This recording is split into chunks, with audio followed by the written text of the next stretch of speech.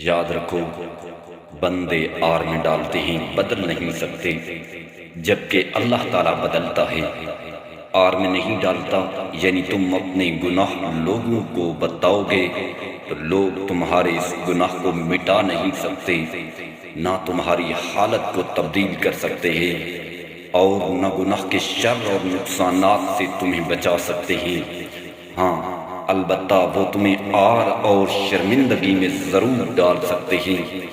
جب بھی ان کو موقع ملا وہ تمہیں اس گناہ کی وجہ سے رسوائی، شرمندگی اور بدنامی میں مبتلا کر سکتے ہیں، جبکہ اللہ تعالیٰ نہ شرمندہ کرتے ہیں، نہ بدنام فرماتے ہیں اور نہ آر میں ڈالتے ہیں، بلکہ وہ تمہاری بری حالت کو اچھی حالت میں تبدیل فرما دیتے ہیں۔ وہ تمہیں گناہ کے نقصانات سے بچا لیتے ہیں۔ وہ معاف کرنے والا اللہ ہے کہ اس گناہ کو مٹا دیتے ہیں، اور غفور ہے کہ اس گناہ کو چھپا لیتے ہیں، اور بعض اوقات تو ایسی رحمت اور تبدیلی فرماتے ہیں کہ خود گناہگار بندے کو بھی اپنا گناہ یاد نہیں رہتا۔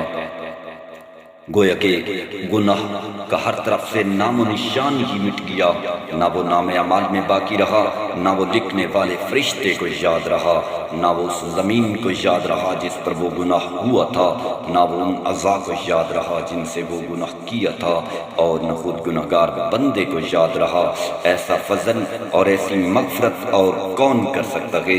زندگی کے سانس چل رہے ہیں، سورج مشرق سے طلوع ہو رہا ہے، توبہ کا دروازہ کھلا ہے،